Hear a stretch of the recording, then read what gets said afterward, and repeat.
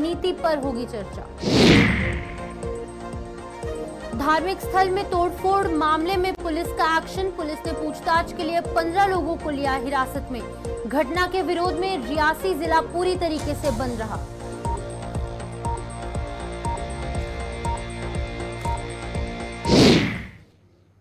नमस्कार, स्वागत है आप सबका इस खास बुलेटिन में और मैं हूं आपके साथ शिपवन शर्मा। तो चलिए शुरुआत करते हैं बुलेटिन की। सबसे पहले बात करेंगे प्रदेश भर में जिस तरीके से 1 जुलाई से देश की कानून प्रणाली में बड़ा बदलाव लागू हुआ है। आज से 3 मुख्य आपराधिक कानून, भारतीय दंड संहिता 1860, वहीं पर भारतीय साक्ष्य अधिनियम 1872 और वहीं पर दंड प्रक्रिया संहिता 1973 लागू नहीं रहे। यहां पर इनकी जगह पर भारतीय न्याय संहिता 2023, भारतीय साक्ष्य अधिनियम 2023 और भारतीय नागरिक सुरक्षा संहिता 2023 लागू हो चुके हैं। 3 नए कानूनों को पिछले साल दिसंबर में संसद में पारित किया गया था, जो कि आज से जम्मू कश्मीर में भी लागू हो गए। इन कानूनों को लागू होने पर पुलवामा के अवंतीपोरा में जिला पुलिस द्वारा एक कार्यक्रम का आयोजन किया गया। इसमें उपराज्यपाल मनोज सिन्हा और डीजीपी आर स्वैन विशेष तौर पर शामिल हुए। डीजीपी ने अपने संबोधन में इन कानूनों की विशेषताओं के बारे में बताया, आप भी सुनिए। These new laws symbolize a paradigm shift in our approach to justice. They embody country's commitment to a system that is efficient and effective, and yet fair and transparent, reflective of the aspirations of a rising and aspiring India. The Bharatiya Nyaya Samhita aims to provide a legal mandate for restorative justice and uphold the rights of the victims. This law shifts the focus from punishment to rehabilitation, addressing the root causes of crime and offering offenders an opportunity to reform. The Bharatiya Nagarika Suraksha Samhita is a transformative law that introduces mechanisms to expedite justice, reducing delays and ensuring timely trials. This law also emphasizes the protection of the rights of the accused while balancing it with public safety and security. Saksha Adhiniyam modernizes our evidence law, replacing the Indian Evidence Act of 1872. This law incorporates modern technology to ensure the integrity and accuracy of evidence, strengthening the credibility of our adjudication process.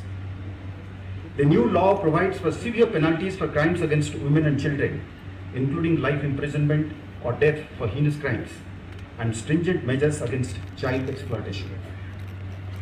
Police have been granted increased legal mandate in certain domains, accompanied by greater responsibility, particularly in the utilization of CCTVs, which now features real-time capabilities. It is now obligatory to maintain records of the arrested persons with grounds of arrest at both the police stations and district levels. These records must be digitally displayed, reinforcing transparency and accountability in law enforcement procedures. Jammu Kashmir विधानसभा चुनाव में 50+ का आंकड़ा जुटाने के लिए भाजपा ने तैयारियां शुरू कर दी है। विधानसभा चुनाव को लेकर प्रदेश कार्यकारिणी की 5 जुलाई को यहां पर अहम बैठक बुलाई गई है। पार्टी के राष्ट्रीय अध्यक्ष जेपी नड्डा की अध्यक्षता में विधानसभा चुनाव की रणनीति पर चर्चा की जाएगी। सूत्रों के अनुसार आगामी 5 जुलाई को प्रदेश पदाधिकारियों की और वहीं पर 6 जुलाई को प्रदेश कार्य समिति की बैठक होगी। आपको बता दें कि यहां पर 5 और 6 जुलाई को प्रदेश कार्यकारिणी की बैठक की जाएगी, जिसमें कि बड़े चेहरे यहां पर मौजूद रहेंगे और वहीं पर राष्ट्रीय अध्यक्ष जेपी नड्डा की अध्यक्षता में ये बैठकें जो है वो आयोजित की जाएंगी। जिस तरीके से विधानसभा चुनाव की सरगर्मियां अब जम्मू कश्मीर में तेज हो चुकी हैं और 2019 के बाद पहली बार ये जो यहाँ पर विधानसभा चुनाव है वो होने वाले हैं, जिसको लेकर कि तमाम पार्टियों द्वारा तैयारियां जो हैं वो की जा रही हैं।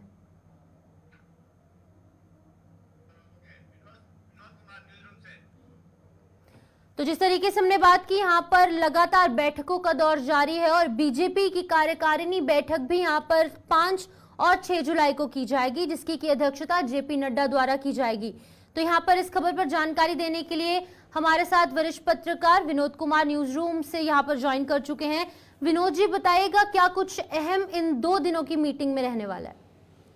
बिल्कुल शिपन, आपने ठीक कहा कि ये इम्पोर्टेंट मीटिंग रहती है। कार्यकारिणी की मीटिंग रूटीन में हुआ करती थी, लेकिन काफ़ी लंबे समय से भारतीय जनता पार्टी की कार्यकारिणी की प्रदेश कार्यकारिणी की मीटिंग नहीं हो पाई थी। लेकिन अब 5 और 6 को होने वाली है। 6 को सुबह जेपी नड्डा जो राष्ट्रीय अध्यक्ष भी हैं और हमारे देश के स्वास्थ्य मंत्री हैं वो आने वाले हैं। और आपको बताते चले कि जम्मू कश्मीर में 4 चुनाव ड्यू पड़े हुए हैं। एक तो अर्बन लोकल बॉडीज के चुनाव हैं, पंचायत के चुनाव हैं, बीडीसी के चुनाव, और दूसरा जो सुप्रीम कोर्ट ने हिदायत दी है कि आपको सितंबर 2024 से पहले विधानसभा के चुनाव करवाने होंगे। विधानसभा के चुनाव 2014 में लास्ट टाइम हुए थे, आप अंदाजा लगा सकते हैं 10 सालों में चुनाव नहीं हो पाए। लेकिन 2018 तक सरकार चलती रही। 2018 में भारतीय जनता पार्टी ने जब समर्थन वापस लिया तो सरकार गिर गई थी। यानी 2018 से लेकर के 2024 6 साल ये भी हो रहे हैं, अभी तक चुनाव नहीं हो पाए हैं। उत्सुकता है, लोगों में उत्सुकता है। दूसरी बड़ी ये बात है कि जो लोकसभा के चुनाव हुए थे 2019 की बात करें, 2024 की बात करें, तो दोनों में जीत का डिफरेंस बड़ा सिकुड़ सा गया है। पहले 3.5 लाख से ये दोनों कैंडिडेट जीते थे, लेकिन अब ये बिल्कुल सिकुड़ गया है। तो इस पे भी आत्ममंथन आत्मचिंतन किया जाएगा। हालांकि ये कहा जाता है कि 29 सीटों पे बढ़त रही, यानी विधानसभा की 29 सीटों पर, हर लोकसभा सीट पर 18 विधानसभा सीटें, 29 सीटों पर भारतीय जनता पार्टी की बढ़त रही, लेकिन बढ़त बड़ी मामूली सी थी। इस पर आत्ममंथन किया जाएगा कि क्या वजह रही और लोकसभा के चुनाव में किस तरीके के, विधानसभा के चुनावों में क्या स्ट्रेटेजी रहेगी, इस पर भी चर्चा की जाएगी। विनोद जी, जानना चाहूंगी, जिस तरीके से अगर हमने बात की लोकसभा चुनाव की, तो लोकसभा चुनाव में 5 में से 2 सीटों पर जो बीजेपी है उन्होंने अपने कैंडिडेट्स खड़े किए। देखिए, जम्मू में बेस यहाँ पर बीजेपी का स्ट्रांग है। कश्मीर के हवाले से क्या कुछ यहाँ पर प्लान्स रहने वाले हैं विधानसभा चुनाव के हवाले से? देखिए, जैसे ही लोकसभा के नतीजे आए थे, तुरंत भारतीय जनता पार्टी शीर्ष नेतृत्व ने ये भांप लिया था और आंकलन कर लिया था कि अब कहीं ना कहीं जब विधानसभा के चुनाव आएंगे तो डेफिनेटली वो अपने कैंडिडेट कश्मीर में भी उतारेगी। लेकिन लोकसभा के चुनाव में उन्होंने कश्मीर की 3 सीटों पर अपने शेडो कैंडिडेट को समर्थन किया था, चाहे वो पीपल्स कॉन्फ्रेंस हो या फिर अपनी पार्टी। लेकिन वो दोनों निष्क्रिय रहे और अपनी जमानत भी नहीं बचा पाए। इसलिए उनको लगता है कि हम लंबे समय से, आज 11 साल हो चुके हैं, 11 सालों से कश्मीर में सक्रियता से भारतीय जनता पार्टी काम कर रही है, लेकिन उसके बावजूद भी जितना उनको वहाँ पे वेटेज मिलना चाहिए वो वेटेज नहीं मिल रहा है। और शायद यही एक कारण है कि आने वाले या यूं जो राष्ट्रीय प्रदेश कार्यकारिणी है उसमें इस पर भी आत्ममंथन आत्मचिंतन होगा कि क्यों हम कैंडिडेट ना दे करके क्या गलती की और क्या अब कैंडिडेट देने चाहिए और किस तरीके से देने चाहिए, प्रीपोल अलायंस करना चाहिए या पोस्टपोल अलायंस करना चाहिए, ये भी कार्यकारिणी में तय किया जाएगा। विनोद जी, मैं यहाँ पर जानना चाहूंगी, क्या लगता है आपको कि नए चेहरे यहाँ पर सामने आ सकते हैं विधानसभा चुनाव में, या फिर पुराने चेहरे यहाँ पर रिपीट किए जाएंगे? देखिए, भारतीय जनता पार्टी विनेबिलिटी देखती है, कोई भी सियासी जमात हो वो देखती है कि विनेबिलिटी कौन सा उम्मीदवार जीतने के साथ, और दूसरा कौन पार्टी विचारधारा से ताल्लुक रखता है या पार्टी विचारधारा को लेटर एंड स्पिरिट में मानता है। ये चीज़ें दो उनके लिए बड़ी जरूरी होती हैं। फिर चाहे वो नया फेसिस हो या पुराने फेसिस हो, पुराने फेसिस से पब्लिक को ज़्यादा अच्छा अनुभव नहीं रहा है। 2014 से लेकर 2018 तक वो कैबिनेट में भी रहे, हमारा डेप्यूटी चीफ मिनिस्टर, बीजेपी का डेप्यूटी चीफ मिनिस्टर भी रहा या फिर स्पीकर भी रहा, लेकिन किस तरीके से परफॉर्म किया, कहीं ना कहीं लोगों को थोड़ी सी आशंका है। हो सकता है फेसिस चेंज हो, लेकिन पहली प्रायोरिटी जो है विनेबिलिटी और दूसरी प्रायोरिटी ये रहती है कि क्या वो कैंडिडेट जिसको वो उतार रहे हैं उनकी विचारधारा से मेल खाता है या नहीं। ठीक है, बहुत बहुत शुक्रिया विनोद जी हमारे साथ तमाम जानकारी साझा करने के लिए। विनोद कुमार यहाँ पर विशेष जानकारी साझा कर रहे थे कि यहाँ पर 5 और 6 जुलाई को बड़ी बैठकें यहाँ पर बीजेपी के मद्देनजर होने वाली है, जो कि काफी अहम यहाँ पर रहने वाली हैं। तो चलिए अगली खबर की ओर।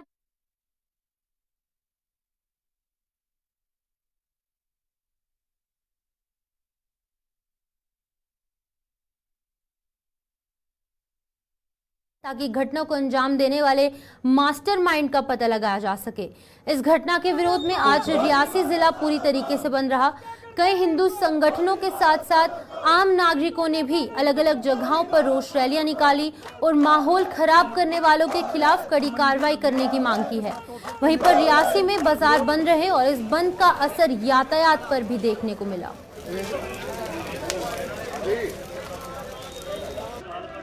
देखिए, जैसे ही ये इंसिडेंट हुआ, जैसे ही जो है हमें पता चलता है, वहाँ पुलिस मौके पे पहुँचती है। मैं खुद वहाँ मौके पे गया था, हमारी जो टेक्निकल टीम्स हैं वो वहाँ मौके पे गई।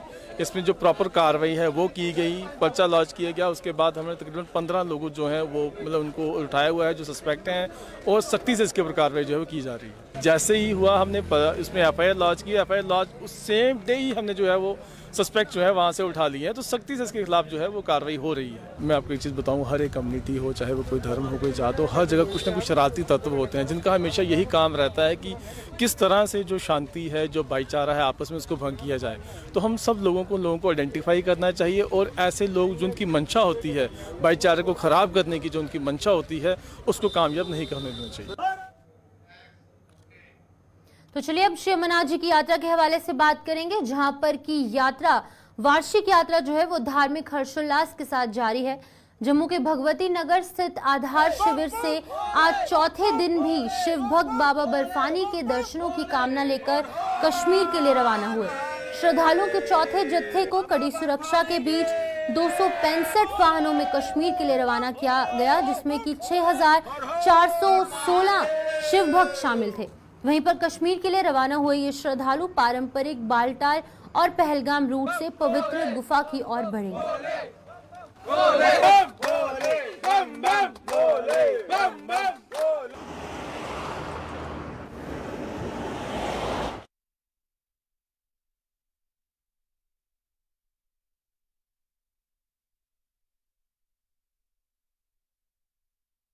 को सफल करते हैं। आप लोग यहाँ आइए, सेफली जाइए, यात्रा कीजिए बाबा बर्फानी की, और सेवा कीजिए, सहयोग भी कीजिए पूरा।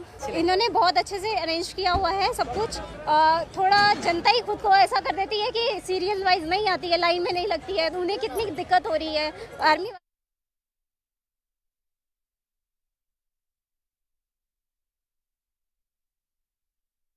अच्छे से मैनेज हो सकता है। मेरे को आके अभी पहले से मैं यहाँ का माहौल है ना बहुत बदल चुका है। पहले का माहौल थोड़ा ख़राब था, मतलब सिचुएशन बहुत ख़राब थी, लेकिन अभी कश्मीर भी बदल रहा है और यात्रा भी सही तरह से हो रहा है। कभी भी किसी को परेशानी भी नहीं हो रही है। अभी 7 साल हो गए मेरे को आते हुए। मैं भोलेनाथ से दुआ करूँगा कि सब शांति से रहो और शांति से दर्शन भी लो। पहले 7 सालों में कुछ चलने के लिए भी नहीं रास्ता था, और इधर से भी ट्रैवलिंग का बहुत दिक्कत था। अभी ट्रैवलिंग का भी कुछ दिक्कत नहीं है, कानवे से जाते हैं और कुछ टेंशन नहीं रहता है। और उधर से कैसा रहता है कि रास्ते में पहले कैसे रास्ता भी कम था, अभी रास्ता भी चौड़ा हो गया और बैरिकेड भी ज़्यादा लगा हुआ है, इसलिए सब अमरनाथ यात्री सही से हो रही है। वो बहुत अच्छा लग रहा है। मैं 20 साल से आ रहा हूँ। ईयर बाई ईयर मतलब बहुत अच्छा रेस्पॉन्स मिल रहा है। हर बार अच्छे से अच्छा यहाँ पे सहयोग मिल रहा है, प्रशासन का, हर तरीके से, गवर्नमेंट का, भाई लोगों का, सभी का बहुत अच्छा वो है। और हमारे साथ इतने 50 लोग आए हुए हैं, सभी बहुत खुश हैं, बहुत हैप्पी हैं। तो वैसे ये होगा कि आगे जितने भी आ रहे हैं उससे भी और ज़्यादा आएंगे। जब हम लोगों को अच्छा लग रहा है तो लोग और भी हमारे साथ आएंगे, और हर साल ज़्यादा से ज़्यादा लोग आ रहे हैं। मुझे बहुत अच्छा लगा यहाँ पे, यहाँ की व्यवस्था बहुत अच्छी है। और मैं पूरे देश को यही संदेश देना चाहूँगा कि ये हमारा एक उत्सव है, कि धार्मिक पर्व है जो सिर्फ 1-1.5 महीने रहता है, और इसमें हर किसी को आना चाहिए। जो भी आस्थावान हिंदू है उनको आना चाहिए यहाँ पर। और इसका जो पहले तो ये यात्रा बड़ी कठिन होती थी, अब तो बड़ा वो हो गया। मैं पहले 91 में आया था एक बार, लगभग 32-33 साल पहले।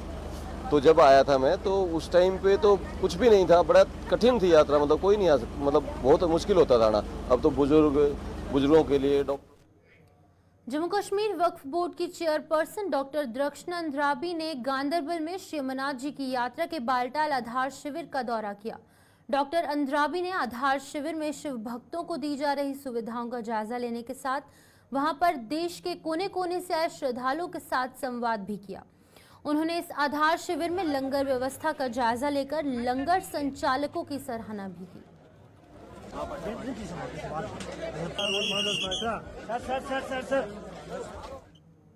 मौजूदा समय में जारी श्री अमरनाथ जी की यात्रा के दौरान शिव भक्तों को हाईटेक लंगरों की सुविधा भी यहां पर दी जा रही है। इन लंगरों में यहां पर 5 स्टार होटल जैसी सुविधाएं श्रद्धालुओं को दी जा रही हैं। जम्मू कठुआ हाईवे पर छन रोडिया इलाके में मोगा पंजाब का यहां पर बाबा बर्फानी सेवा मंडल इस बार भी दिल खोलकर शिव भक्तों की सेवा में जुटा है। और इस लंगर में क्या कुछ सुविधाएं हैं उस पर भी हम आपको पूरी जानकारी प्रदान करेंगे। लेकिन पहले आप देख सकते हैं कि यहाँ पर तमाम आयु वर्ग के लोग यहाँ पर पहुंचकर इस लंगर सुविधा का आनंद ले रहे हैं। वहीं पर यहाँ पर भरण पोषण का यहाँ पर जो लाभ है वो यहाँ पर श्रद्धालुओं को दिया जा रहा है। तो इस खबर पर जानकारी देने के लिए हमारे संवाददाता रंजीव मेहता हमारे साथ ज्वाइन कर चुके हैं। रंजीव, बताइएगा, लंगर हर जगह लगाए गए हैं, भंडारे हर जगह लगाए गए, लेकिन इस खास लंगर में क्या कुछ अलग देखने को मिल रहा है? देखिए शिपन, जैसे ही अमरनाथ यात्रा शुरू हुई है तब से लेकर इस यात्रा को लेकर काफी उत्साह लोगों में भी है और बाहरी राज्यों से आने वाले शिव भक्तों में भी है। और सबसे ज्यादा उत्साह तो उन लोगों पर है जिनके मन में सेवा भाव रहता है इन शिव भक्तों की सेवा करने के लिए। उनमें से ही कुछ लोग जो है वो लंगर लगाते हैं जगह जगह पर। आधार शिविर से लेकर अमरनाथ गुफा धाम तक जो लंगर होते हैं वहां पर यात्रियों की सुविधा के लिए हर संभव प्रयास किए जाते हैं। लेकिन कठुआ जिले की बात करूं तो यहाँ पर जम्मू से लखनपुर से लेकर जम्मू तक का इलाके में काफी लंगर है, 1 दर्जन से अधिक लंगर लगते हैं। लेकिन शानरोड़िया में लगने वाला जो बाबा शिव बाबा बर्फानी सेवा मंडल मोगा वालों का लंगर है वो अपने आप में एक अनूठा लंगर है, क्योंकि यहाँ पर यात्रियों की सुविधा के लिए हर ख्याल रखा जाता है। यहाँ पर हाईटेक लंगर इसको कहा जाए तो बेमानी नहीं होगी, क्योंकि यहाँ पर यात्रियों के लिए एसी कमरे जो है, एसी हॉल जो बनाया गया है उनके व्यक्ति के लिए। खाने की सुविधा देखिए तो हर समय ताजा खाना 24 घंटे मिलता है। सुबह की चाय से लेकर रात 10, 11, 12 बजे तक यहाँ पे खाना लगातार मिलता है। शाम के समय भी चाय मिलती है और हर किस्म की खाने की चीजें उनके लिए उपलब्ध करवाई जाती हैं। तरह तरह के पकवान बनाए जा रहे हैं और उनकी क्वालिटी की बात करूं तो एक 5 स्टार होटल से कम उनकी क्वालिटी नहीं होती। रंजीत, यहाँ पर जानना चाहूंगी कि भक्तों में किस तरीके का उत्साह देखने को मिल रहा है, क्योंकि अभी मात्र 3 से 4 दिन हुए हैं। किस तरीके का उत्साह श्रद्धालुओं में देखने को मिल रहा है? देखिए, अमरनाथ यात्रा को लेकर साल भर भक्त जो शिव भक्त हैं वो इंतजार करते हैं। जैसे ही यात्रा शुरू हो चुकी है और उसके बाद उनका उत्साह देखते ही मिलता है। इस तरह लखनपुर से लेकर फिर जम्मू तक के जितने भी लंगर है वहां पर मां भोले की हर जगह सुनाई देती है और इन लंगरों में भी लगातार शिव भक्त मां भोले के जयकारे लगाते दिखते हैं। और यहाँ पर उनकी सुविधाओं को लेकर बात करें तो यहाँ से लेकर बुकिंग आई और उनके लिए अलग से शौचालयों की, साफ सुथरे शौचालयों की व्यवस्था निर्बाध। ठीक है रंजीव, बहुत बहुत शुक्रिया तमाम जानकारी देने के लिए। रंजीव मेहता यहाँ पर कठुआ से अपडेट कर रहे थे कि एक लंगर वहां पे इस तरीके का लगाया गया है कि वहां पर 5 स्टार होटल जैसी सुविधाएं श्रद्धालुओं को दी जा रही हैं। तो चलिए अगली खबर की ओर बढ़ते हैं। नहरों की साफ सफाई को लेकर गुलिस्तान न्यूज चैनल द्वारा लगातार खबरें प्रमुखता के साथ प्रसारित किए जाने के बाद प्रशासन अब हरकत में आया है। प्रशासन ने इन खबरों का कड़ा संज्ञान लिया, जिसके चलते कि कोटली मियां फतेह से पिंडी गांव जाने वाली नहर की साफ सफाई का काम शुरू हो गया है। वहीं पर किसानों ने यह काम शुरू करने के लिए प्रशासन और साथ ही साथ गुलिस्तान न्यूज चैनल का आभार व्यक्त किया।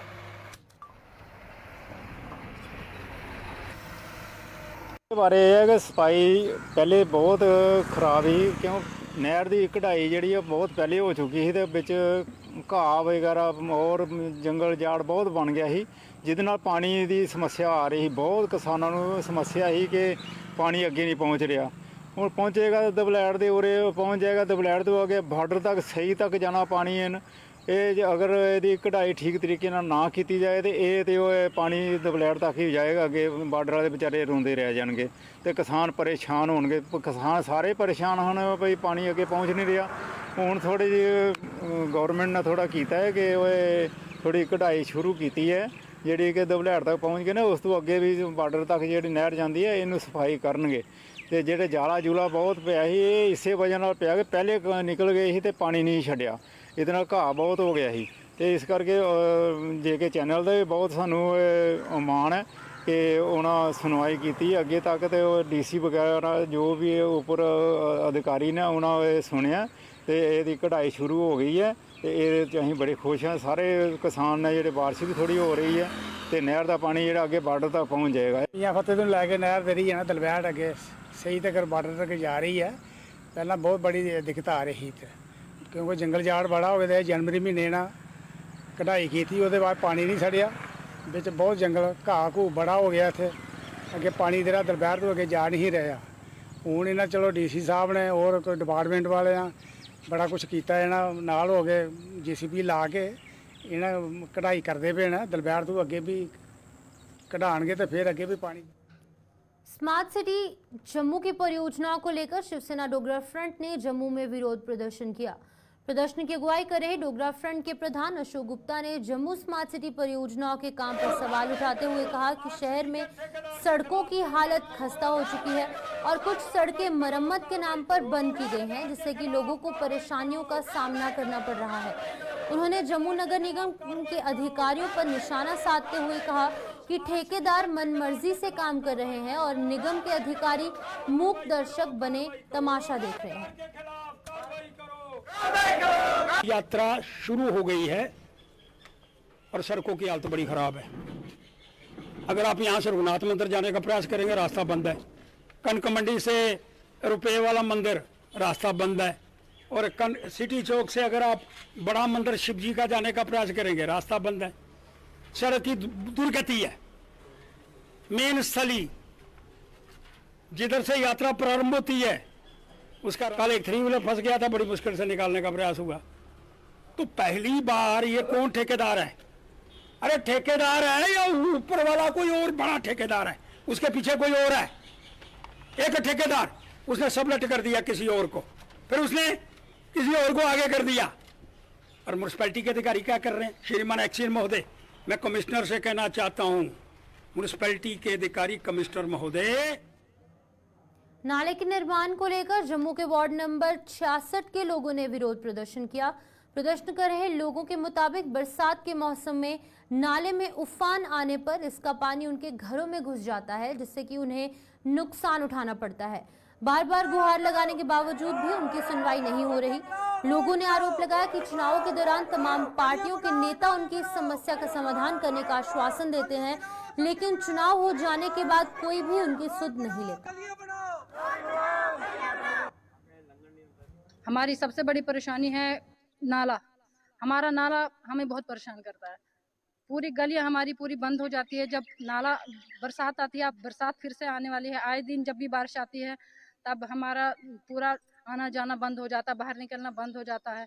बच्चे हमारे स्कूल नहीं जा पाते हैं, उनको छुट्टी हम कर देते हैं। नाले के साथ इतना पानी आता है, इतनी पूरी गंद बाढ़ आती है, शीशे यहाँ तक के शीशे आ जाते हैं। अगर जबरदस्ती हम रोड क्रॉस करने की कोशिश करें तो कट भी लग सकता है, बच्चे बह जाते हैं।